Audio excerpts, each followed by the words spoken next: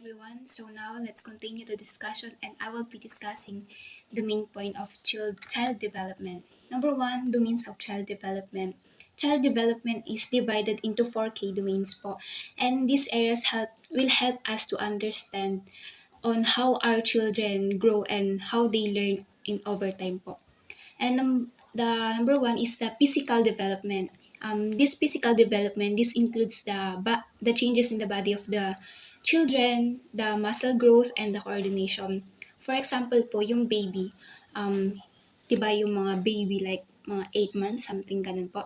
They trying to walk slowly, they stand, and sometimes kahit pakunti-kunti lang po, they trying to walk. Physical development is important because it allows the children to explore their environment and they become independent.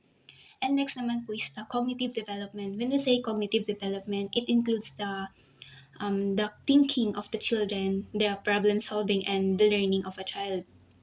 So, for example, yung bata po, he's trying to solve a puzzle. He tried to recognize the color and the shapes. And another example is he's trying to ask some questions po. That's the example of cognitive development, and it is essential for schools and for her everyday decision making po. And next naman po is the language development. Language development is focused on communication, on how the children understand and use the words. For example po, yung bata na 2 years old to 3 years old, sabi nila, "Mommy, I want milk. I'm hungry. I want to eat. I want a banana." Ganun po. That's the example of language development of a children. And the language development is help us, the children, to have a strong language skills. And here po, the children can express her needs or the thought or the gusto po ng bata. And it also helped the children to build a relationship to her classmates and to her teacher, to her parents po, ganun. And next is the social emotional development. This refers to how children, they can express their emotions and form relationships and interact with others. For example po, yung bata nakikipaglaro and biglang ay nasaktan yung kalaro niya. Siyempre po, pag nasaktan ng bata, iiyak po yan, di ba? So, ang gagawin niya po is, lalapitan yung kaibigan niya or yung kalaro niya. Like, i-comfort niya, yayakapin niya, sabihin niya, okay lang yan. Hindi naman siguro sinasadya na nahampas ka, ganun ma-comfort po. And that's the social, emotional development of the children. And it is crucial for building self-confidence and managing their behavior po. And number 2 is the typical developmental milestones. Milestones are the skills that most children achieve at a certain age, and this help us to track the progress of a child. And the infancy is baby na 1 month or days pa lang siya to 1 year old. Yan po yung infancy. And in infancy is, here po is yung baby is natututo na siya mag-smile, 'di ba? Yung baby minsan pag kinakausap natin or nakikipaglaro tayo sa baby, bigla na lang pong ngumingiti. Tapos minsan yung hindi lang siya ngiti kundi is tumatawa siya, 'di ba po? And here po in infancy, they can recognize the voice of their parents or their family po. And here po, for example, is yung 9-year-old,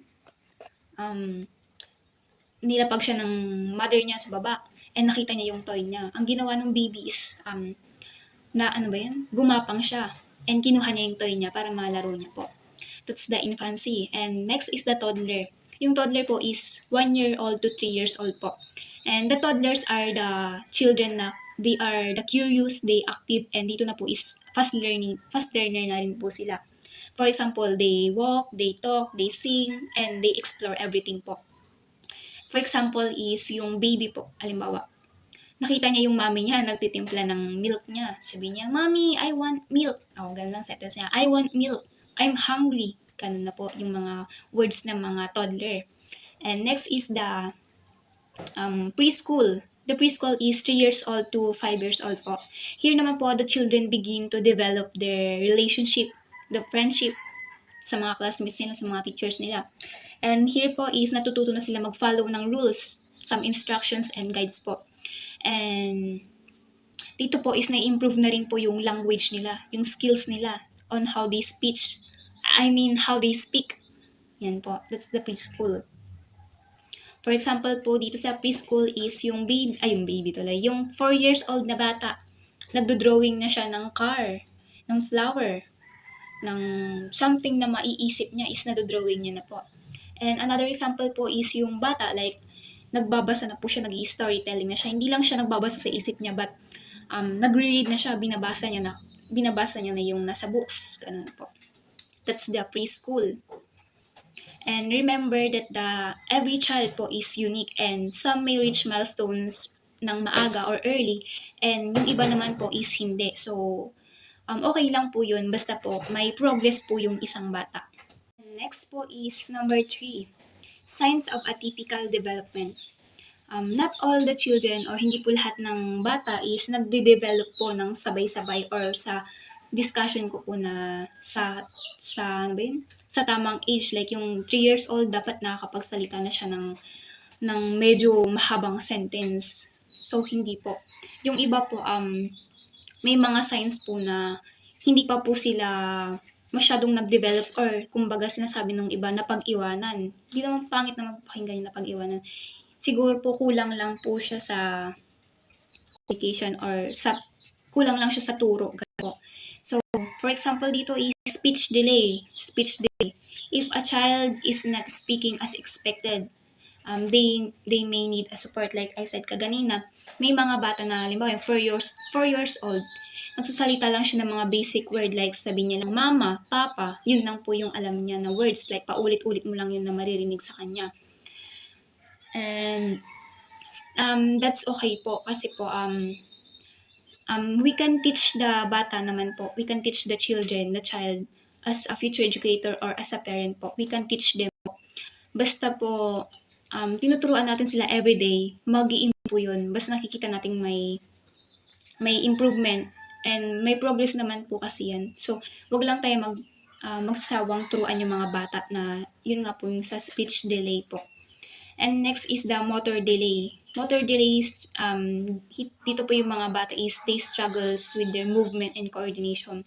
For example, yung 3 years old po na bata, he can't jump, can't sing, can't run, and can't hold the crayon properly. And next, the social difficulties. In social difficulties, here po, nahihirapan silang makipaglaro sa mga kaklase nila or sa mga kaibigan nila. For example, yung bata, di ba po, nasa school, syempre, sa preschool na siya, nag-aaral na siya, like kinder or daycare. Imbis na makikisocialize siya sa mga kaklase niya, ang ginagawa niya, ina-isolate niya yung sarili niya. That's the example of social difficulties ng bata po. And next is the behavioral challenges. Dito po sa behavioral challenges is papasok po dito yung bata na nagtatantrums, yung aggressive, wakan mo lang, namamalo na siya. And trouble of following some simple rules. For example, yung teacher po, nagbigay siya ng paper na may mga shapes.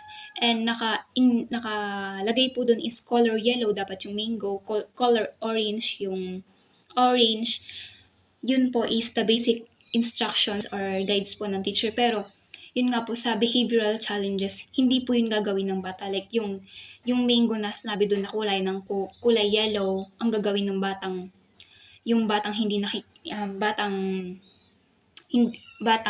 sa behavioral challenges po is, imbis na kulay yellow, gagawin niyang kulay green. So, that's the example of behavioral challenges.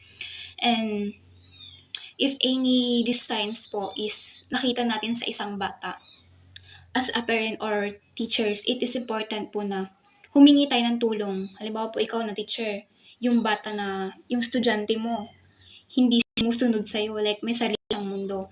Hihingi ka po ng tulong sa parents niya para nang sa ganun po, pag uwi niya po sa nila, is tuturuan siya ng parents na hindi po papagalitan or papaluin tuturuan siya, halimbawa.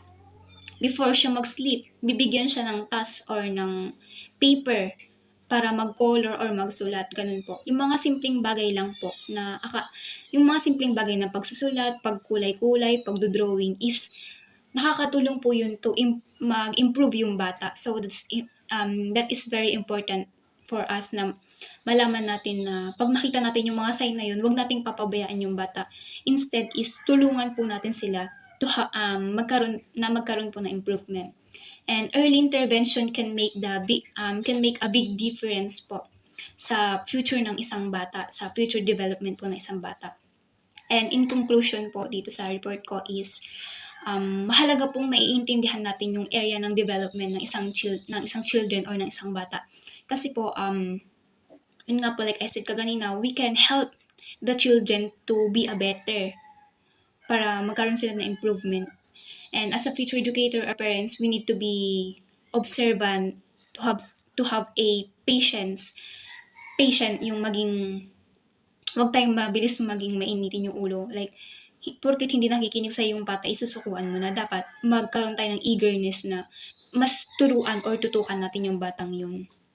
And yun nga po, maging responsive tayo sa mga bata na nangangailangan ng tulong natin, especially sa atin po na future educator. So, that's my report po. Yan lang po. And thank you.